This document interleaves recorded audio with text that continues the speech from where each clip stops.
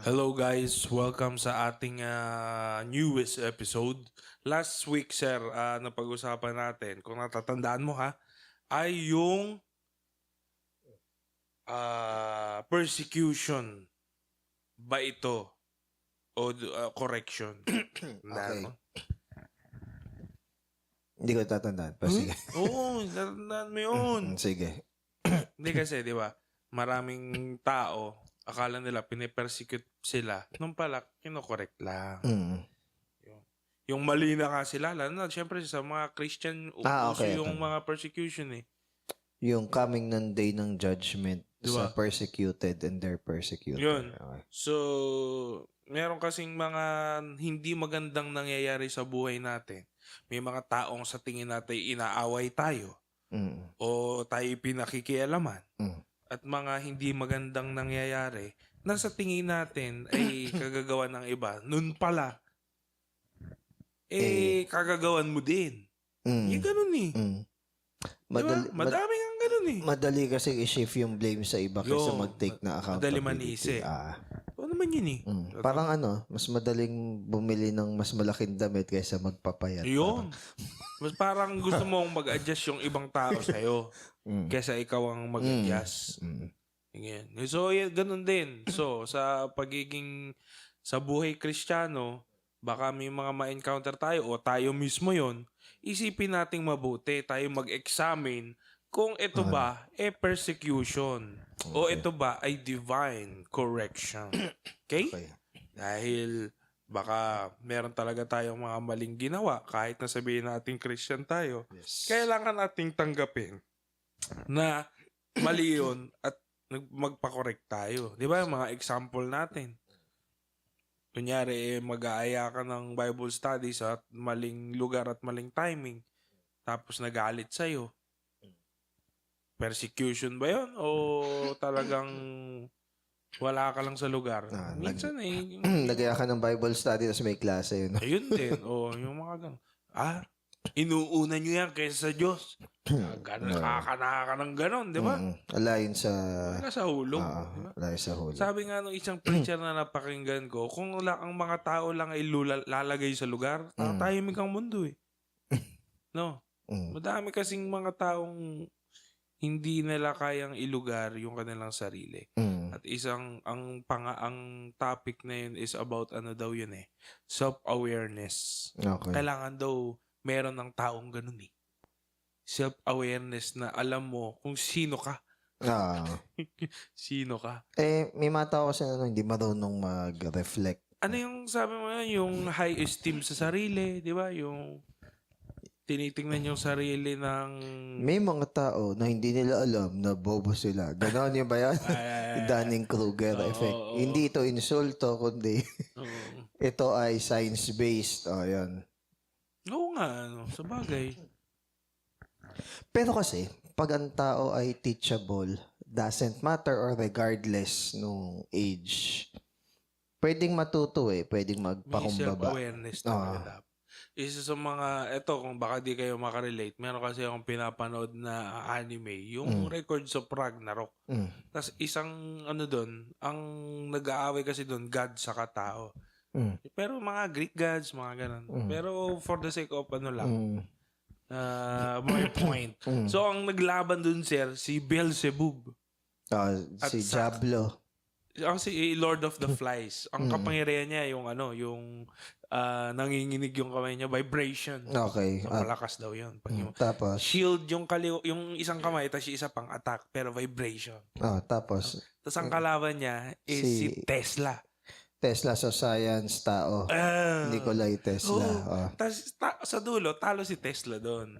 Pero along the fight, laging kapag si Tesla may maling calculation, parang siya, yung hindi siya nawawala ng loob.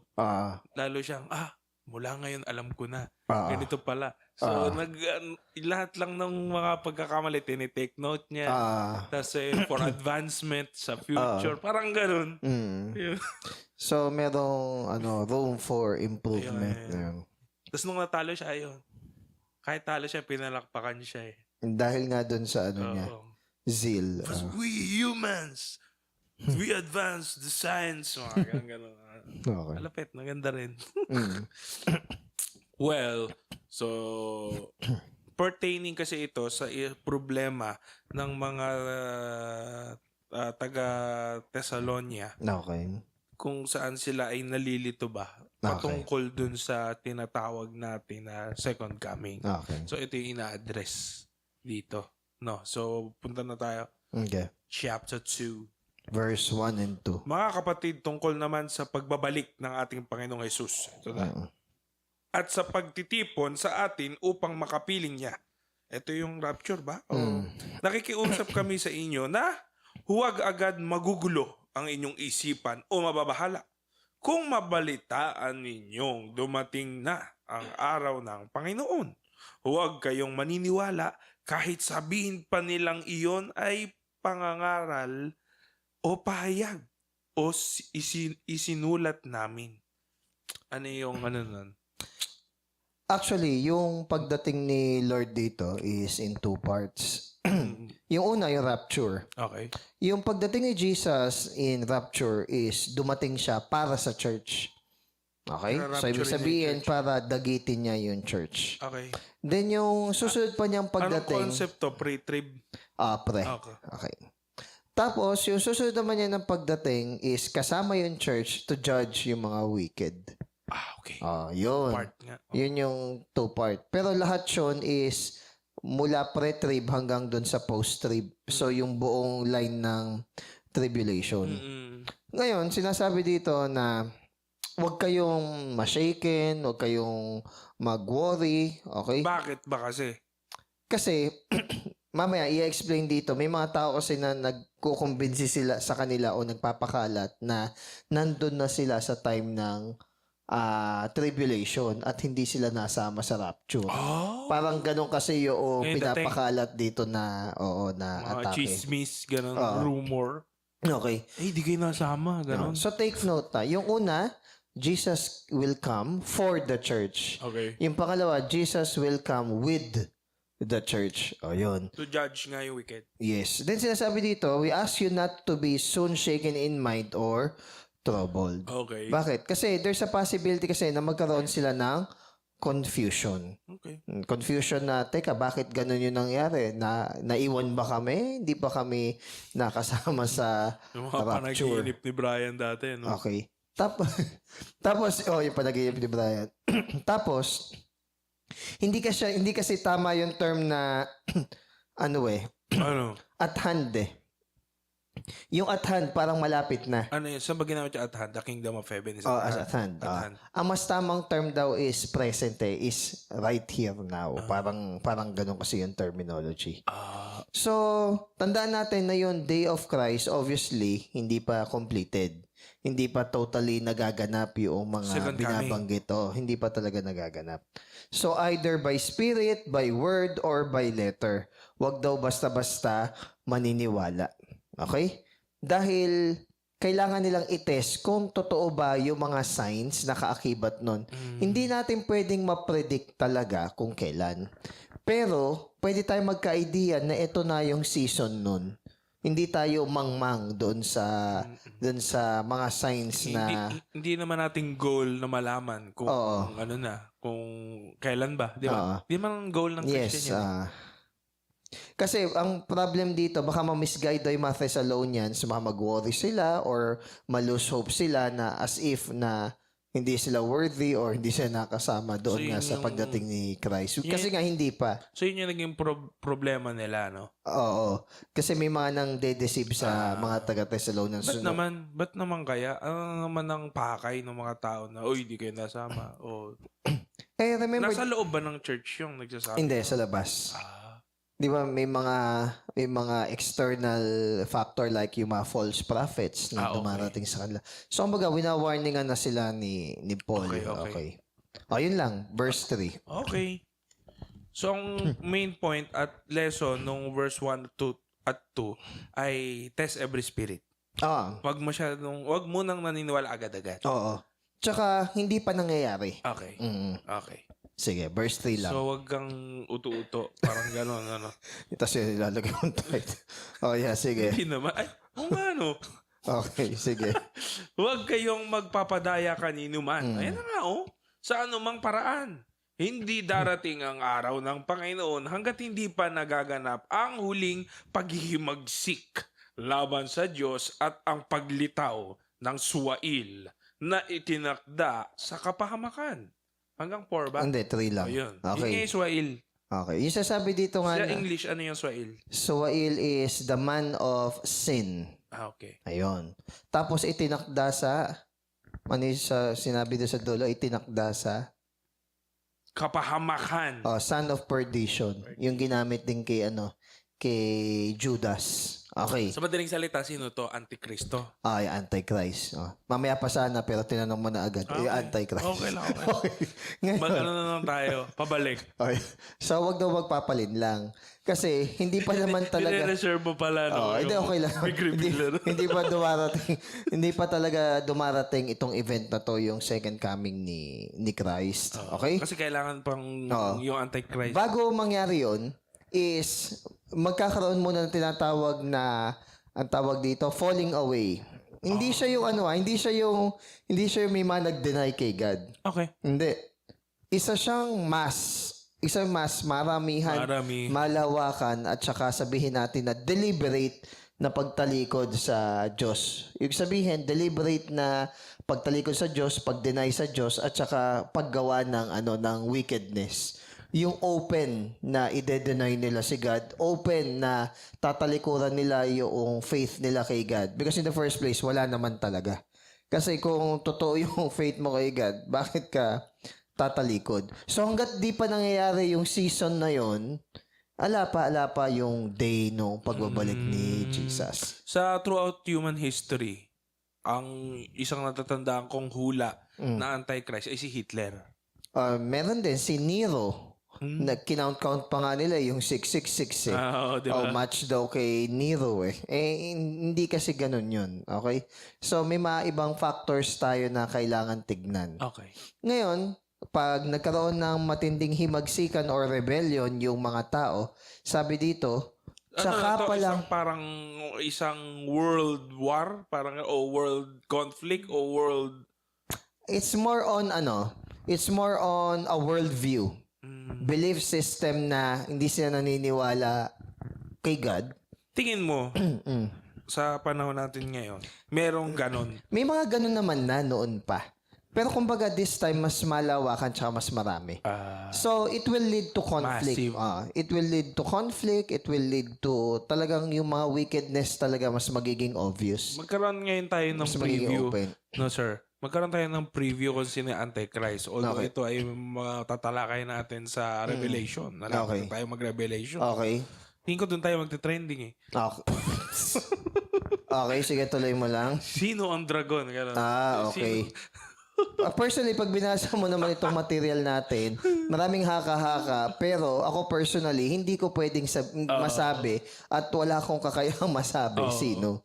Kasi kung sabihin nila, yung Pope daw, pwedeng ang Roman Catholic Church is merong part doon sa falling away, merong part doon sa Babylon, pero hindi Roman Catholic Church necessarily yung bagong Babylon na tinatawag doon sa Revelations. Pwedeng part lang sila. Pero not necessarily na sila mismo yon. So ganito sir, yung parang sinasabi sa verse 3 ay yung 1 at 2, huwag magpapautok agad-agad. Nakalagay din dito, let no one deceive you by any means. Tapos itong ikatlong verse, ipinapaliwanag kung bakit huwag magpapautok. At yung mga senyales. Ngayon, dun sa wickedness and mass na rebellion ng mga tao and defiance kay God, syempre nagkakagulo yung buong mundo. Tsaka ngayon, lilitaw itong man of sin. Pero syempre, ang ang facade or pakilala niya, siya yung magre-resolve ng mga problem na yun. Man of peace siya. Pero actually, that would only be true for 3.5 years. Kasi susunod na 3.5 years, doon na niya sasabihin talaga or i-ano niya yung kung sino talaga siya. Pero doon pa lang, siya na tinatawag na son of perdition. Parang siya yung magliligtas ng mundo. Parang ganun. Siya yung magbibigay ng peace. Ng order. So, kumbaga, maraming mga debate kasi dito kung ano to. Pero ang point lang nito is malawakan na pagtalikod ng tao sa Diyos. Yun lang naman ang pinaka pino-point out dito. Bigay sasabihin nila, may mga tao naman tumatalikod. Hindi yung yun ang tinutukoy. Okay. Ang tinutukoy dito is this very event na marami sa buong mundo talaga yung magpapakita ng ganitong action. Sige. Okay. So, man of sin. Sabi dito, pwede daw yung man of sin is a system. Pero kung take ko dito, yung man of sin, isang tao siya As a person. na ginamit or nagpagamit kay Satan para gawin yung will ni Satan. Okay. Ngayon, sabi dito, the Antichrist is to be intended a person with no specific idea. Pero may mga verses na nakakonect dito, like Daniel described an individual person, Okay. the prince who is to come, the king of So, fierce tao. countenance. Yeah. Kaya yun din yung take ko. Tao to. mas nagliling Hindi ka siya sistema. Ako din eh. Oh. The willful king. Si Jesus then may describe na isang tao, the one who comes in his own name. Parang Lord Voldemort, ano? The name who should not be named. Voldemort. Or the name you know who.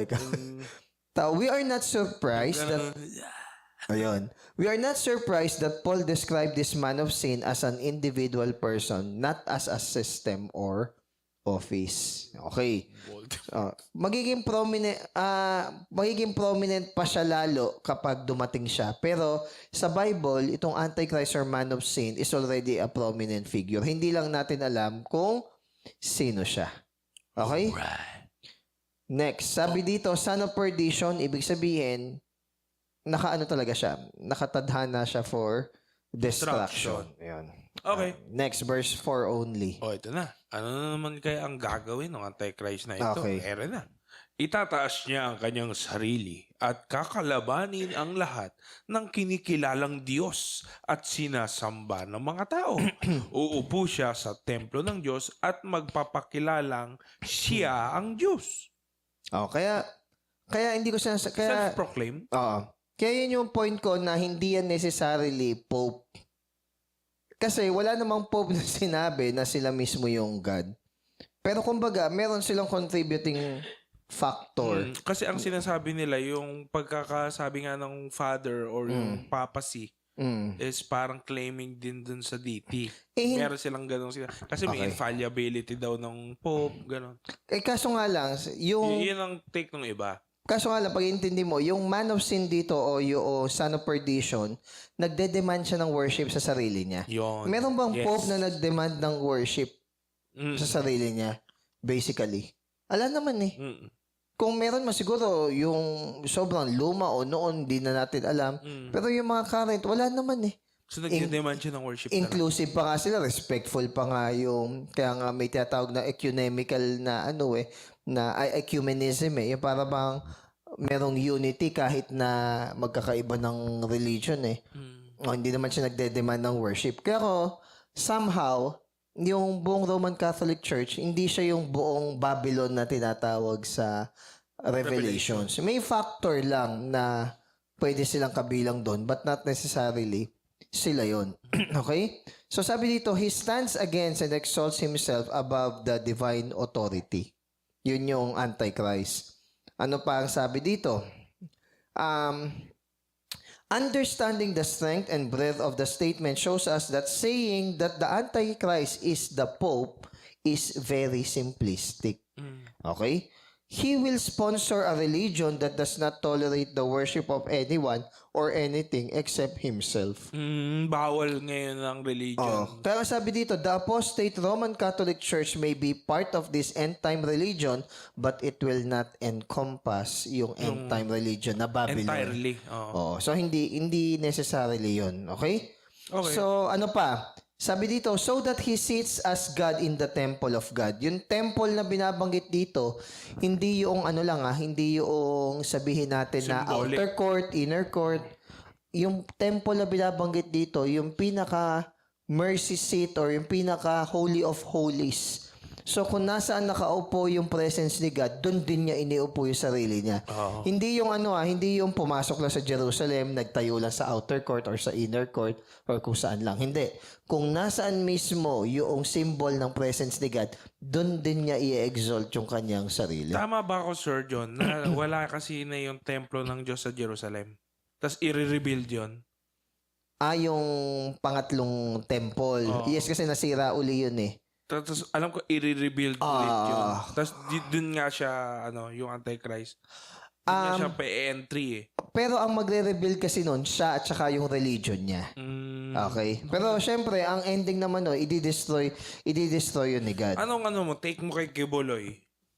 Isa lang siya sa mga false prophet. Yun. Hindi naman siya Antichrist na Ba't nakulong? Oo nga pala, nakulong nga pala yun. Yun nga, yun yung nakulong or na-detain. Hindi kasi siya kasi siya, di ba? Nagde-demand ba siya ng worship sa kanya?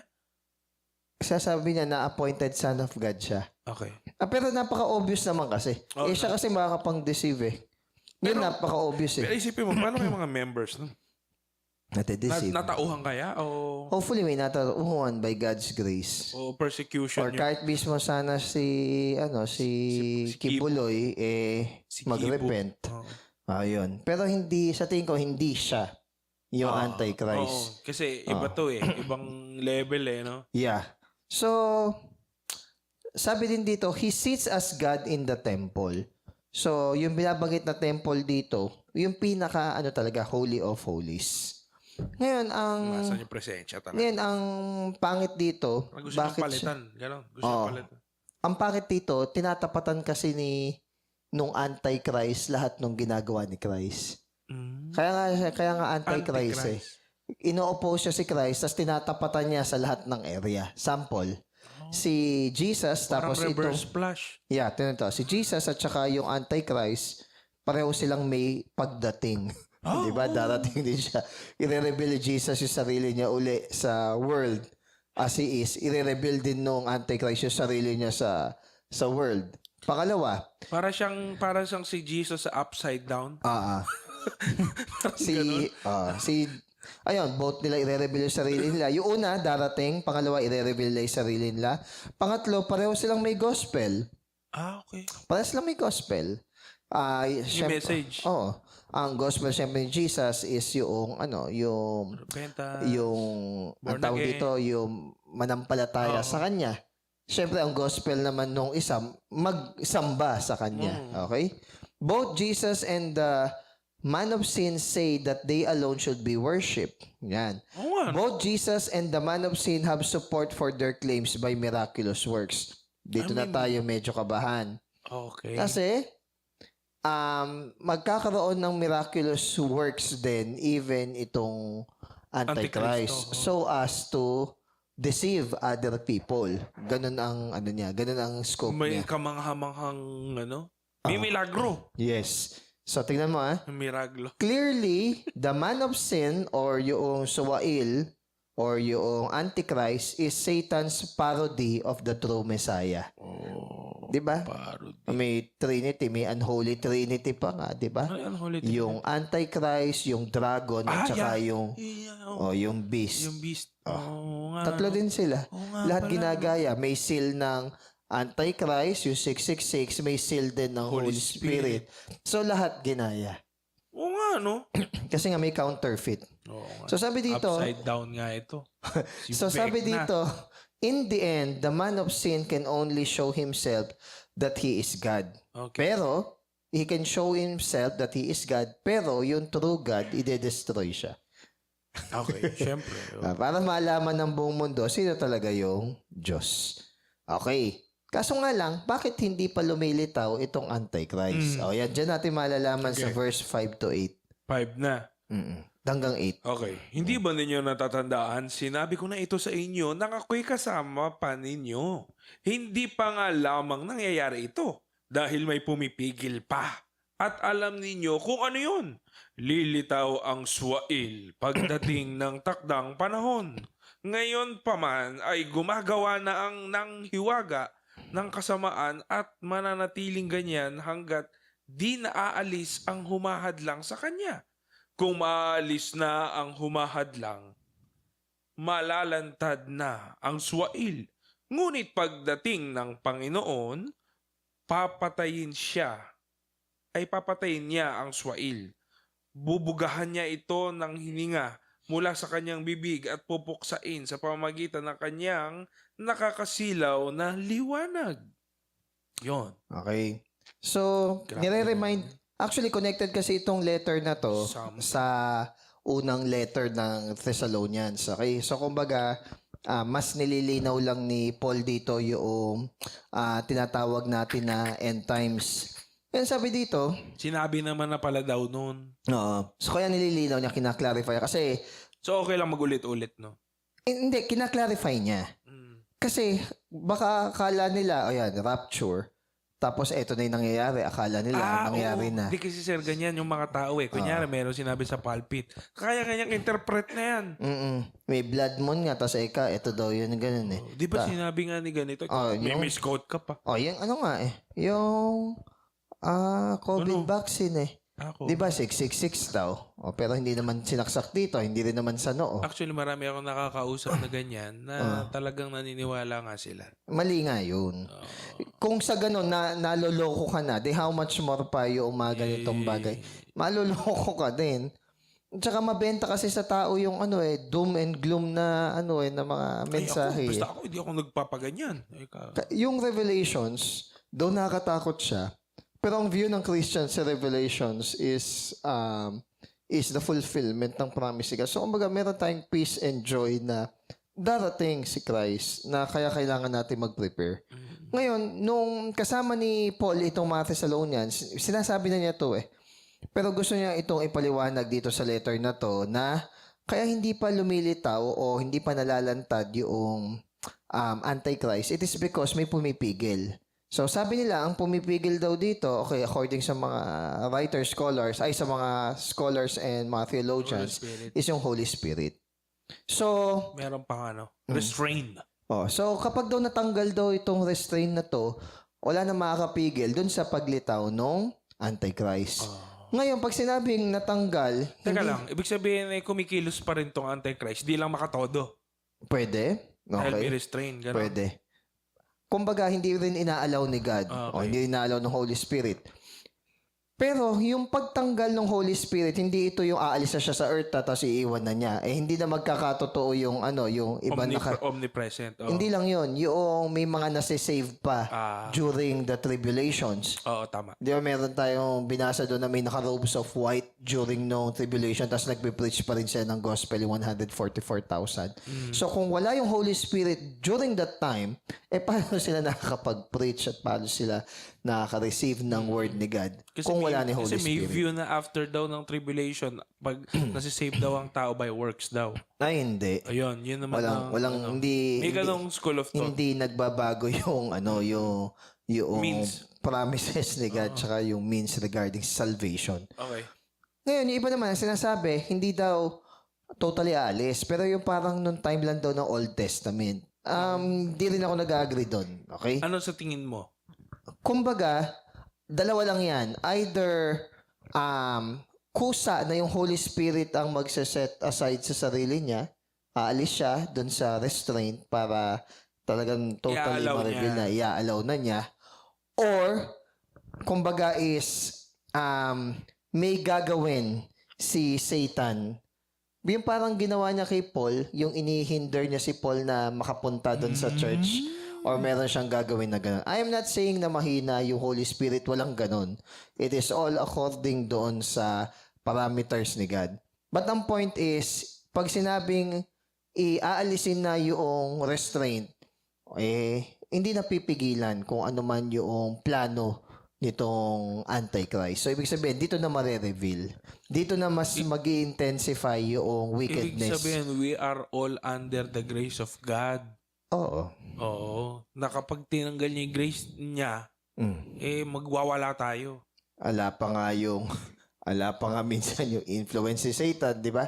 May joke nga na lumalabas pa lang daw si Satan sa longganye, tapos nag-fall into sin yung isang tao ka ni God. bakit mo tinempt yung anak ko? Eka daw ni Satan, wala pa akong ginagawa. So, ibig sabihin, hindi lang si Satan ang may wickedness. Innate sa puso ng isang tao, lalong-lalo na nung hindi pa born again or wala sa Diyos, na magkasala. Yung flesh, yung world, Yung saka si Christian Satan. nga nagkakasala, pwede how much more pa yung wala sa Diyos. So, kumbaga, hindi lang si Satan. So, restraint. Fallen kasi talaga ang world. Fallen. Yung grace, ano? Yes. Yung i-allow yun, ano? Sa bagay, si God naman kasi din, sa mga tao, nagtatanggal din naman ng ano yan. Safe ko bang sabihin na nagtatanggal siya ng grace? Merong grace period. Ayun. kasi di ba meron doon yung if you do not love the truth, then God will, Mamaya dito yan. may ipapadalang mamaya nga dito. spirit na di ba? Mamaya sa susunod Sige, na, go. na verse. Ngayon, ang sabi dito, Hindi ko muna yung iba daw, ang sinasabi, ito na yung end ng dispensation. Kung paano nag-end yung mga series of miracles, ganun din daw. Okay. Mga ano lang naman yan, mga possibility. Ngayon, may sinasabi dito, the mystery of lawlessness is already at work. Ano yun? May bagong wickedness daw ba na gagawin? Hindi, wala namang bagong wickedness. Pero yung intensity at gravity nung gagawin na wickedness, pansin mo lang, Wala namang bagong sin, no? Kunwari, pansin mo lang, tawag dito, merong nag-post na about sa, kunwari, nag-post si Vice Ganda nag-post yung GMA News ba yun na Yung libre sakay? nag-uusap si Vice Ganda tsaka si Ayon na kinoconsider na nila mag-anak, di ba pareho sila lalaki. Yung surrogacy ba yan? Ano ba yung surrogacy? Surrogacy is, merong ibang babae na sila yung magdadalang maker? tao. Oo, baby maker. Pero may mga iba't ibang scope yun. Okay. Ngayon, hindi natin pag-uusapan yun. Pwede kasi na two parent child, 3-parent child. May mga ganun May maraming scope yun. Basta ang point lang, yung mga sa comment section, syempre may mga tumutuligsa. Pero yung mga sa comment section, may mga ganito na. Kaya dapat hiwalay yung FB ng mga matatanda kaysa sa Yan, may mga ganyan na So, comment. parang tiningnan nila yung acne vice na yon na generational gap. Or, Hindi siya universal may nagsasabi morality. din na halimbawa is, huwag mo siyang pakialaman, basta-basta sila. So, mas nagiging accepting ngayon. Mas nagiging tolerant ngayon. So, kung hindi ba natin makita na yun ay a progress doon sa wickedness ng tao, hindi ko na alam kung ano tawag doon. Okay. Yung mga ganong example. Then, another is, and the lawless one will be revealed. Pag nakita na natin yung gravity or intensity ng rebellion ng mga tao sa mundo, then yun yung pinaka-ripe time na lumitaw yung Antichrist. Kasi ayaw nila kay God Kunwari nga, yung sa LGBT na mga post, maglagay ka ng Bible verse. May mga magsasalita na dyan ng mga negative or against Meron ako napanood na reels, nagsishare siya doon sa parang, ang tawag dito, parang pride event, blah, blah, blah.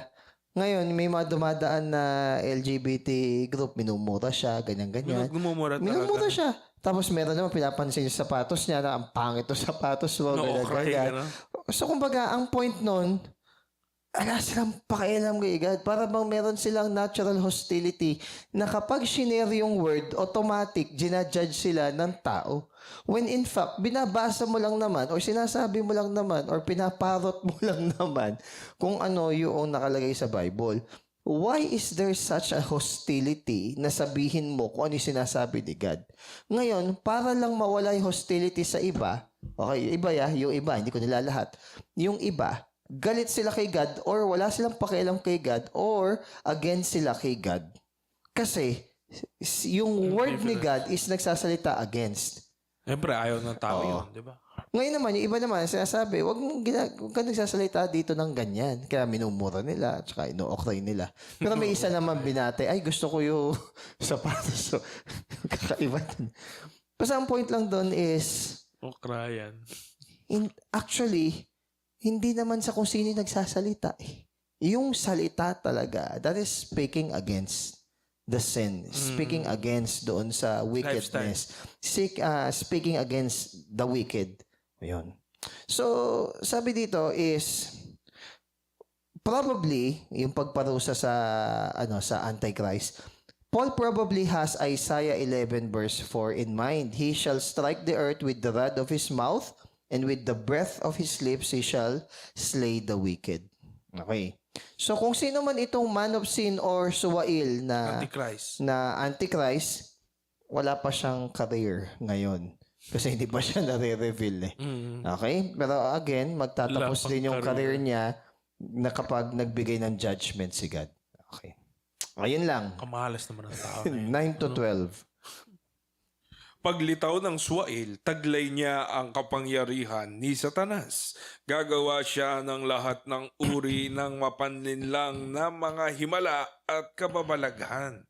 Gagamit siya ng lahat ng uri ng pandaraya sa mga mapapahamak dahil ayaw nilang mahalin ang katotohanan na makakapagligtas sana sa kanila. Dahil dito, hahayaan ng Diyos na sila'y malinlang ng espiritu ng kamalian at maniwala sa kasinungalingan. Hanggang 12. Sa gayon, mapaparusahan ang lahat ng natuwa sa paggawa ng kasamaan sa halip na maniwala sa katotohanan. Okay na? Okay. Okay.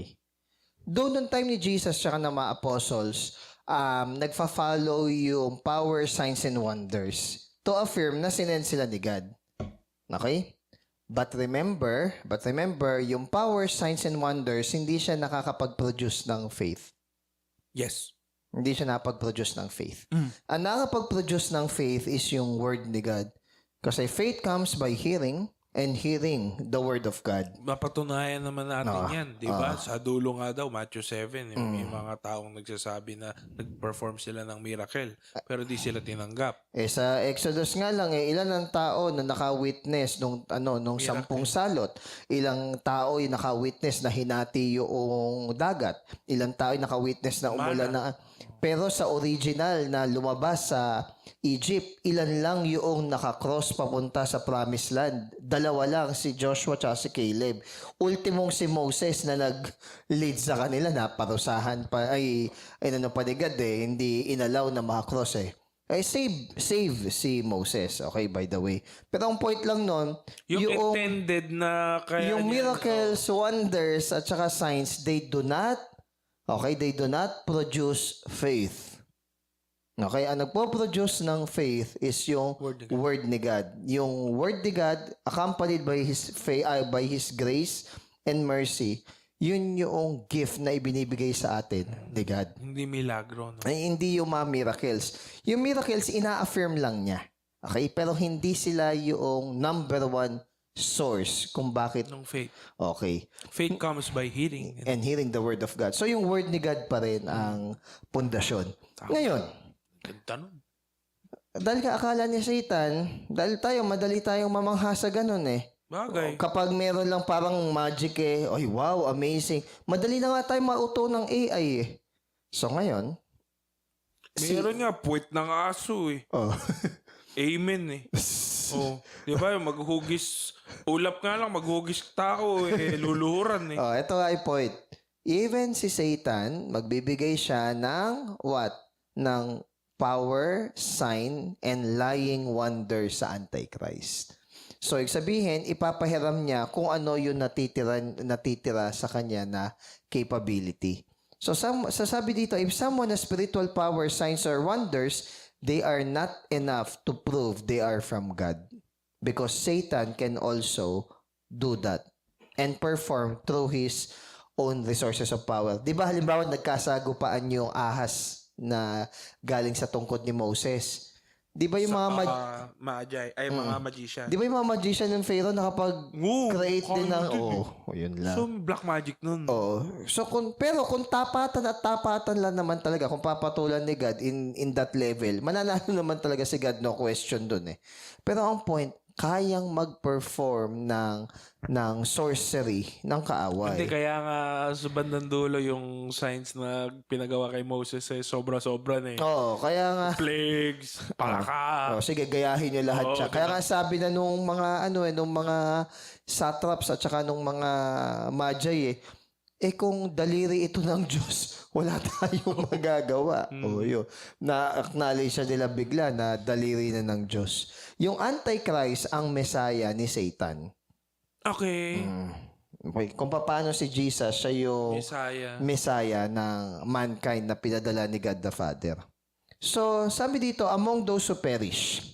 So, yung deception sa mga tao, hindi naman yan tutubo dun sa mga tunay na believer. Okay? Kaya nga, pansin mo, wala nang appeal sa atin yung mga love bombing na wala naman sa lugar. Wala nang... Kung na-identify mo na, no? Yes, pag na-identify mo na. Ang discernment kasi... Love bombing. Ang discernment kasi... Ginagaslight mo ako. Ang discernment kasi is hindi yan magic.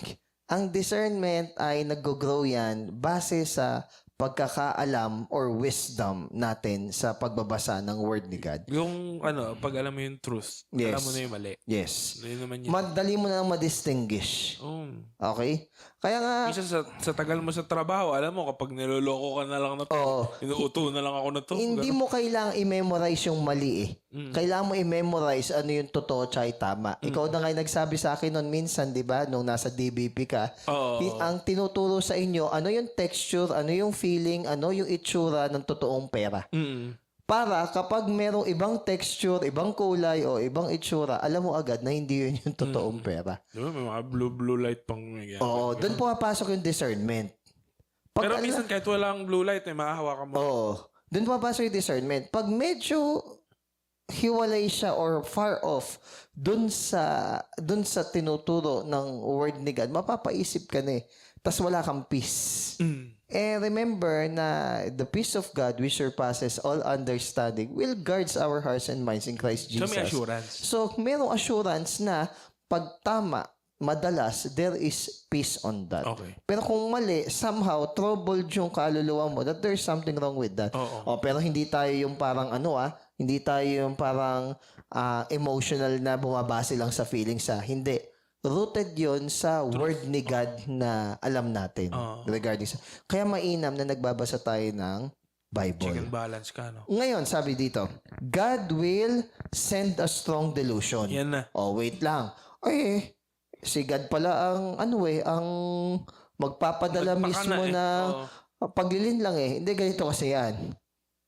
Nung una, nangangati na nga yung tenga natin. Okay, nangangati na yung tenga mo sa mga preacher na magsasabi na mga gusto mo marinig.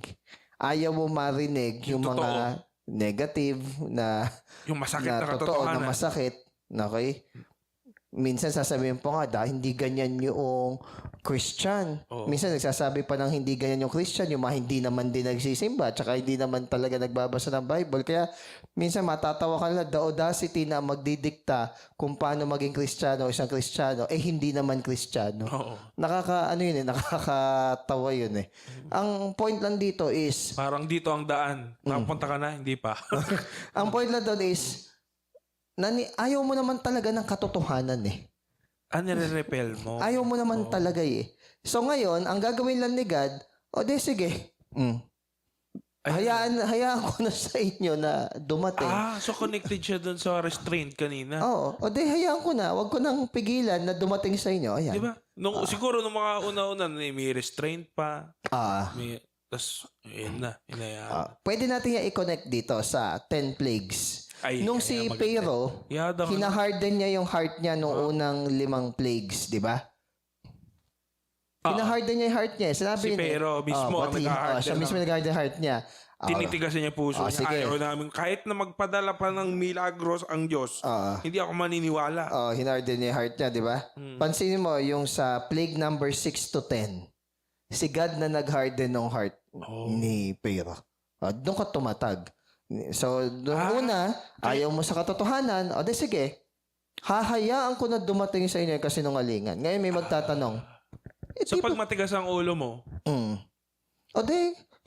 Kaya sabi nga ng isang brother natin, sabi, O sige, sagarin mo na, magdroga ka na. Though pangit, mali yung pero parang ganun yung idea. Oo nga. Okay? Hindi sinungaling ang Diyos. Okay? Pero kumbaga, inalaw na niya. Total naman, in the first place, ayaw mo naman ng truth eh. Ngayon sabi ng iba, hindi ba parang reward pa yon sa kanila? No. Yung Sa perspective niya, pero no. Yung wala nang bumabalanse at nagtatama sa'yo, ano na yun? Malaki ng tama mo. Wala, nakakatakot yung gano'n kasi hindi ka na mako-correct Oo. kapag ka gano'n. Parang parang purge. Ito nga sabi, they should believe the lie. O yan. Okay. Deceive na. Ayaw mo naman sa Diyos na may justice. Ayaw mo naman sa Diyos na nang kokorek. Ayaw mo naman sa Diyos na nasasaktan ka. Ayaw mo naman sa Diyos na ganito, ganyan. Marami kang sinasabi. Ang gusto mo ay ganitong Diyos. Nagkikreate ka ng sarili mong image ng Diyos nang hindi mo nalalaman. Yung kakabi sa'yo. Nakakabig sa'yo. O, total, yan naman ang tingin mo kay God. Hindi nagpaparusa ng mga kasalanan. Tanggap lahat ng tao at walang accountability. O sambahin mo yung Diyos na yan na ikaw ang lumikha. Pero, at the end of the day, kasama ka sa ide-destroy ng Diyos. Yun yung sinasabi dito. That they all may be condemned who did not believe the truth but had pleasure in righteousness. So, kung akala nila by defying God is talaga nagtatagumpay sila or nasusunod sila, ang sabi dito, yung very defiance nila is the very judgment ni God. So, ibig sabihin, Sir John, konektado, di ba? Kasi kanina, si Antichrist lang yung si Antichrist lang yung binabanggit eh. Ngayon, madami ng tao pala ang madadaya na to. Madaming tao ang may ganun ng pag-iisip. Sa panahon ngayon, sir, base sa iyong obserbasyon, mayroon na rin mga ganung tao. Marami, may mga naka-encounter ako mismo mga theologically aware eh. Ibig sabihin, alam nila yung mga theology, ganyan-ganyan, na ginagamit nila for their loophole. Na they want affirmation, they don't want correction and clarity. They can put a guise of clarity but they don't want, yung sinasabi na ever learning pero not recognizing the truth. Not coming into the knowledge of truth. So, ang point lang dito is bago pa naman i-reveal yung Antichrist meron ng mass rebellion eh. 'Di ba? Talagang taliwas na yung pamumuhay ng tao bago pa man i-reveal yung Antichrist. Hindi pa dumarating, may mga hindi pa na-reveal. May mga ganun na yung ugali ng majority. Kaya madali na lang sa kanya. Kaya madali na lang sa Antichrist na lokohin yung mga tao. So may John the Baptist din pala to. Di ba nga ginagaya nga niya lahat? May merong nag-forerun. Pero ang nag-forerun sa kanya yung hearts ng mga wicked. Kasi siya na mismo yung Messiah ng Satan eh. Bakit? Kasi si John the Baptist, repentance yung pag-aayos ng puso ng mga tao. Ito, baligtad ng repentance. Yung mag-indulge ka dun sa desire mo. Baligtad. Di ba, yun ang unang pinano niya bago dumating si Jesus. To confess their sins. Ito, baligtad. Ito naman, to be proud of your sin kasi hindi naman siya sin. So, baligtad nga. Kaya nga, nung may kausap ako minsan, may mga mayabang na magkita-kita na sa impyerno.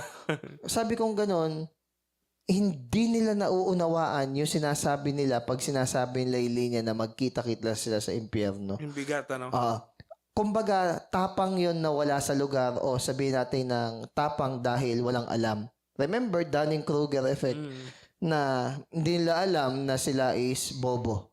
O hindi pang insulto yon, it is scientific. Na kaya malakas yung loob natin because confident tayo dun sa little knowledge na alam natin na hindi pala buo. Or worse, hindi pala yun yung totoo. So, sabi dito, total, ganyan kayo, kasama kayo doon sa i-judge one day. Okay, konti na lang, 13 to 14. Mga kapatid, namin na mahal ng Panginoon, dapat kaming magpasalamat palagi sa Diyos dahil sa inyo. Okay. Kabilang kayo sa mga unang pinili niya upang pagkalooban ng kaligtasan sa pamamagitan ng Espiritu Santo at ng inyong pananalig sa katotohanan. 14. Tinawag kayo ng Diyos sa pamamagitan ng Hanggang saan ba, sir? 14. Hanggang 14 lang. Tinawag kayo ng Diyos sa pamamagitan ng magandang balita na ipinahayag namin sa inyo upang makasama kayo sa kaluwalhatian ng ating Panginoong Jesucristo. So, inuulit-ulit dito yung kahalagahan ng Kinoment. pagiging thankful. Okay, kinokomment niya. Nagpapasalamat siya sa Diyos kasi hinirang niya yung Thessalonian church na maging kanya. So, ibig sabihin, elected. Yan na naman, yung doctrine of election. Yeah. So, pasimula pa lang, pinili na ng Diyos din itong church ng mga Thessalonians na makakilala talaga sa kanya. And thankful si Paul doon. And thankful si Paul because continuously nag-grow and mature itong mga taga-Thessalonians. Because ito, from the beginning, God chose you for salvation. So, walang tao na magsasabi na na-save siya dahil sa sarili niyang You did not choose kakayahan. me. We did not choose God. Si God ang pumili sa atin. Kasi, kung ako si God, hindi kita pipiliin. Hindi ko ipipiliin yung sarili ko dahil baka kasalanan ako eh. Ay, yun ang siguro hindi matanggap ng tayo, yung sovereignty ni God. Ayan yung sinabi ko doon sa isang kausap ko. Oo. Bakit ganito, ganyan? Because they think they are better than God eh. Ngayon, tinanong ko May sila. sense tayo ng, ng fairness eh. May sense tayo ng fairness and justice. Ayan. Ang tanong ko sa kanila, aware ba kayo doon sa isang attribute ni God, yung sovereignty? Hindi sir, ano ba yung sovereignty? Yung malaya siyang gawin kung ano yung gusto niyang gawin. Pag ba yung Diyos hindi malayang gawin yung gusto niyang gawin, Diyos ba yun? Hindi sir, kasi limited siya. That's my point. So, minsan, akala natin mas fair tayo, mas just tayo kay God. Dapat ito pinili mo. Sabagay, tayo ganyan eh. Kunyari, natalo tayo sa Miss Universe. Tayo ngayon ang judge. Luto. Oo. Di ba? Ganun naman eh. Hindi naman natatalo yung Pilipinas dahil pag natalo, niluto. Di ba? Kung baga nagpe-play judge tayo eh. Mali yung sagot ng Mexico. Sabi gano'n, ay, chat GPT ko yan, kaya si chat GPT, ito yung ranking eh. Anyway, whatever conspiracy. Akala ko. Chat GPT pa yan. Sabi ko, whatever the conspiracy, bahala sa yan. Because as citizen of the kingdom of God, we do not mingle or meddle with the affairs of yung mga, ang tawag dito, mga pangkaraniwan tao. Hindi ko sinasabing inaangat natin yung sarili natin sa kanila. Pero kung tayo ay set apart Masyadong invested for God, naman, hindi tayo nakikigulo sa mga ganong issues. Meron akong co-teacher, may pinost siya na chismis na, basta kino-question niya, hindi daw nangungupo itong, basta may interview dito sa celebrity. yung Miss Universe na representative natin ito nakaraan. Okay. Nagipag-usap doon sa interview, hindi man lang daw nangungupo, ganyan-ganyan. Sabi ko, baka lang, dahil tinuruan siya ng ganon, yung diretso lang sumagot. Bahay ko, hindi, di ba dapat nangungupo? Natapos ko yung interview niya, wala. Sabi ko, why not sa imbis ka ako na, sabi ko, why not ibang topic na lang pag-usapan natin? Wag na yung pangungupo niya. Sabi ko, why not ang pag-usapan na lang natin? Ano to syempre, secular ko sila kausap. Why not ang pag-usapan na lang natin is ano yung mga healthy tips or benefits na pwede nating magawa sa katawan natin or mga investment na malaki ang ROI. Or ganun na lang. O tumawa na lang siya. Kasi para bang, bakit? Nonsense, no? Hindi sa bibig naman niya nang galing eh. Wala daw siyang maisip na topic. O di ako nagbigay ng topic. Para hindi na buhay ng ibang tao yung topic niya. Hindi kasi, alam naman talaga eh. Sabi ko, napapakamot ako ng ulo, pati ba naman pangungupo at saka opo, kailangan big deal pa. Hirap, no? Pag celebrity ka na, no? Lahat na, no? Yeah. Ngayon, kung itutuloy natin, si God ang pumili sa atin. Pero kunwari, tayo, kilala natin yung sarili natin, hindi natin pipili yung sarili natin eh. And ang maganda dito, sinabi, salvation through sanctification. Partner yun Hindi pwede na na-save ka, pero hindi na linis yung buhay mo. Ang saklap naman na save ka, pero yung desires mo, yung pa rin sa mundo. Ay, may ganong, may ganong... yung mga nominal Christian na sinasabi na hindi na daw sila nagkakasala kasi si Christ na yung nakikita sa kanila. Mali yun. That is an opposition dun sa binabanggit sa book ng 1 John. If you sin, hindi when you sin, if you sin. Because ina-expect na huwag ka magkasala. Pero, if you sin, there are provisions pag nagkasala ka. Ba't mo sasabing hindi ka nagkakasala? Saka ang sinabi dun sa 1 John na kapag sinabi natin na wala tayong kasalanan, ay ginagawa nating sinungaling ang Diyos. At take note, may nagsasabi pa na outdated na yung Bible. Ano na ang foundation ng truth at ng lahat? Oo, ng morality mo, di ba? Kung pwede mo i-asog yung morality anytime. Ala ng basis yun. Yun ang maganda din kay God, na si God is unchangeable.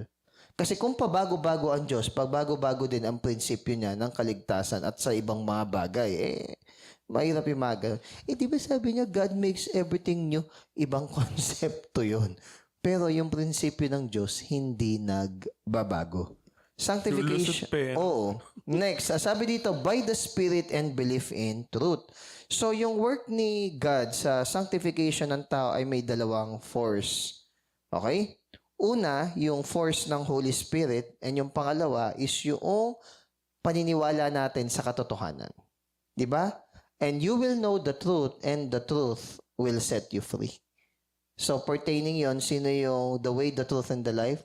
Jesus. So, pag nanampalataya tayo kay Jesus, we are set free.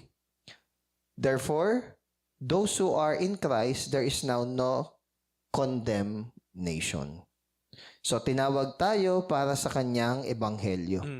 And for the obtaining of the glory of our Lord Jesus Christ. Same lang din yung sinasabi ni John sa 1 John. We know that when He is revealed, we shall be like Him, for we shall see Him as He is. So, ang glory ng isang Christian is ma-behold niya si Christ as He is. Yun yung isa sa mga great reveal natin. May nakagawa niyan, di ba? Ni-reveal ni Jesus yung sarili niya kay John. Ano nangyari kay John? Di ba? Bumagsak siya. And I felt like a dead man, di ba? Pero iniangat uli siya. Yun. Sa ano? Sa yung Revelations. Revelation, Meron pa nga angel pala yung lumilitaw, napaluhod siya At sabi ng angel sa kanya, huwag kang lumuhod dahil pareho lang tayong servant. So, hindi natin alam no? Hindi natin alam. Basta ang sure ako, hindi itong katawang lupa ang pero tingin ko nga din, baka kapag may bumaba ang divine, baka mapalood din ako. Yun nga. Diba? Pero, syempre, lalo na kasi, hindi mo magigets Kaya nga may kantang I can only imagine Surrounded by your glory, what will my heart... Di ba? Tapos isipin mo pa yung description ng angel sa Bible, yung biblically accurate na itsura ng angel. Di ba, may mukhang gulong na maraming mata. Hindi lagi yung mukha ng angel mukhang tao na may 2, 4, 6 o 7 pakpak. Hindi laging ganun. Meron nga mukhang gulong na maraming paa Kasi nga, celestial beings sila. So, di ba yung seraphim, di ba? Yung seraphim naman is... Yung fire ba yan? Hindi, cherubim. Meron siyang figure, meron siyang man-like figure with 7 wings. Okay. Ang cherubim? Yung cherubim, sila yung lower rank ng mga angels. Meron pang tinatawag na principalities, powers. Okay. Saka na yun. Next. Verse 15. Kaya nga mga kapatid, magpakatatag kayo at panghawakan ninyo ang mga katuroang ipinasa namin sa inyo sa pamamagitan man ng aming sinabi o sinulat. Okay. Dito kasi ang sinabi, reminder, whether by word or epistle, stand fast and hold the tradition which you were taught. So, binabanggit dito yung tradition. Doon muna tayo sa stand fast. Sige, go. Magpakatatag. Bakit? Because merong distress. In this world, there are... Stress. Hindi. Many tribulations. But be of good cheer because I have overcome the world, sabi ni Jesus. Stand fast kasi may darating na judgment. So, ano yung sabihin ng stand fast? Ibig sabihin, pakatatag. Ganun. Pumunta ka sa position mo. Huwag kang umalis sa position mo. Panindigan mo yung tinatayuan mo. Ayan. What else? Sabi dito is, because of the strength of coming deception. Dahil may mga manloloko, may parang mga false prophet. Yes. Stand fast because of our glorious destiny. So parang ito yung mga ginagawa ng mga, yung 5 virgin sa 10 virgin. Nagkuha sila ng spare oil. Kumbaga, in position sila. Anytime, alert sila. Prepare. Okay. Next. Bakit binanggit yung tradition? Di ba minsan, yan yung nirebuke ni Jesus, yung tradition. Yung worldly at saka yung man-made tradition, hindi naman talaga glorifying yun. Yung tradition po kasi, may magandang tradition na pwedeng ipagpatuloy. Merong hindi na dapat ipagpatuloy. Ngayon, ano ngayon ang line na hindi mo kailangan ituloy? Yung mga tradition na nagpatuloy sa New Testament na pinapractice ng ating mga forefathers, yun, pwede nating Tulad ng patuloy. Kunwari, baptism. Water. Okay? Preaching the Word of God. Tradition din yun eh. Actually, pwede natin gamitin intertwined or interchangeable yung tradition sa praxis. Praxis or practice ng church. Kaya nga one time, nung may nakikipag-argue sa akin regarding sa wala naman daw word na homosexual talaga sa Bible, ganito daw yung word, ganyan. Hindi dinagdag lang no 1960s. Sige, okay, fine ka ako. Pero sabi nga ni Charlie Kirk, alam nung mga apostol, yung sinulat nila na yon, kahit pa hindi pa naiimbento yung word na yon. Okay? So, kahit hindi pa naimbento yung word na yun, makikita mo yan sa praxis and practice ng church. Na kung inalaw yung bagay na yun, nakita mo recorded and even evidence sa word ni God na inalaw yung ganung bagay. Hindi inalaw. So, ibig sabihin, dun tayo magfo-focus sa conservative na view na hindi talaga yon inaalaw. Because if inalaw yon, may mga ganun ng cases before. Wala. Hindi kung ganun yung yung argument niya, sabihin din natin, alam mo ba nung 19 ganito din is considered as personality disorder ang homosexuality. Yun nga rin yung point. Kasi nga, wala siya sa Bible. Okay. Ngayon, hindi actually siya wala sa Bible. Ginamit ng apostle yung present na mga words na meron sila noong time na yon to describe that particular behavior. Ngayon, sabi dito is, kailangan i-anchor natin yung faith natin sa word ni God. Hindi pwede na walang basis. Because if we do not stand in our faith in God, we will not stand at all. And last but not the least, 16 to 17. Okay. Aliwin nawa kayo ng ating Panginoong Jesucristo mismo at ng ating Diyos Ama na umiibig sa atin. At dahil sa kanyang kagandahang loob ay nagbigay sa atin ng walang kahanggang kaaliwan at magandang pag-asa. Bigyan nawa kayo ng matatag na kalooban para sa lahat ng mabuting gawa at salita. Ganda naman ng we do well to remember na yung mga past na faithfulness ni God brings present blessing. Asuglan natin. Okay, 'di ba? Si God faithful before. Nabe-bless tayo ngayon. Pwede natin siya iasog. Yung faithfulness ni God ngayon ensures and assures na sa future yung blessing na pinangako niya darating din. Kasi pinangako niya in the past, nangyayari ngayon eh. Yung mga pinapangako niya ngayon, mangyayari in the future. Ang problem daw minsan sa tao, nagtitiwala at naniniwala siya sa ginawa ni Jesus in the past at sa gagawin ni Jesus in the future. Pero hirap na hirap tayong maniwala sa present. Bakit daw ganun? Si Jesus daw or si God, transcendental. Ibig sabihin, He is beyond dun sa material realm. He is beyond time. Why? Kasi He is throughout nung time. So, He is the same yesterday, today, and forever. Mas nahihirapan tayo sa present, no? Na magtiwala. Pero hindi mahirap sa atin paniwalaan yung past. Hindi din sa atin mahirap paniwalaan in the future. Kaya nga may fear tayo na magkasala. Because alam mo na merong judgment. Okay? What else? God has given us much. So, pinagpe-pray din ni Paul na i-comfort daw itong mga Thessalonians. So, ito yung prayer niya na full of important suggestions na binanggit dito. Na Jesus is ours. Okay? Number 2, God is our Father and God has loved us. Number 3. Number 4, God has given us much. And number 5, we have everlasting consolation. At lahat ng ito is through grace. By grace. Kaya nga sa dulo, sa Revelations, last verse, sasabi, and the grace of God be with all God's people. Yun yung pinaka-translation nun eh. So, walang dapat ikatakot o ikaworry ng sobra ang isang Christian. sa mangyayari in the future. Kasi, yung grace ni God ay hindi humihinto at patuloy na nagwo-work to those who love God and works according to His purpose and riches. Pero may pahabol.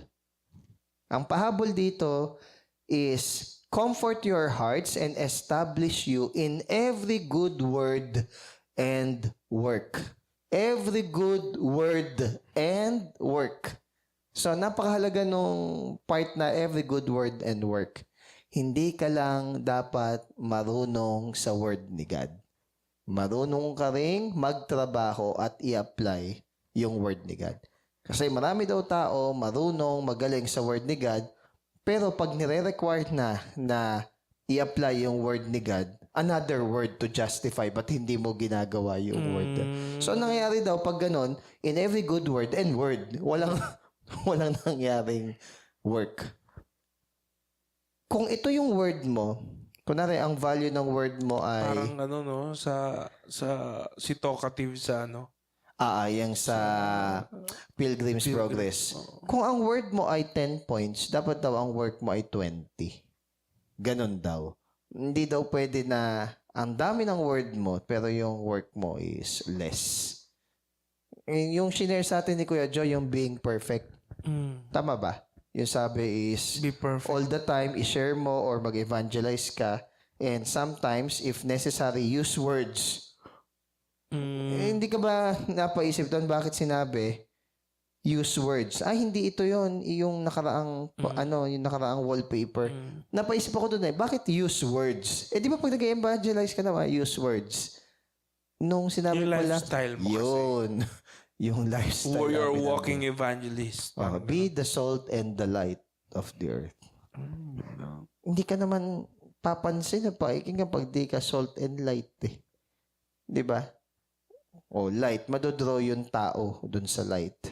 Then tuturo mo sila kay God. Tuturo mo sila kay Jesus. So that they would have faith in Christ. So in short, walk the talk. Hindi nga lang walk run.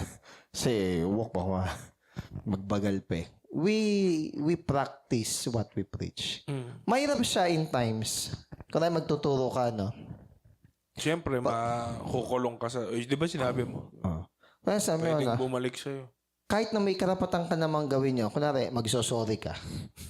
Tapos iniisip mo, mali rin naman siya But remember, it doesn't make you less of a person to apologize. Pero mahirap yun. God is not making them. Pag bumabalik na sa'yo yung sineshare mo, that is the time to stop talking, start applying. Kasi bumalik na sa'yo nag-full circle na okay. Gets. So, i-apply natin kung ano yung natututunan natin. Ayun lang. Yun lang, guys. Goodbye. Bye.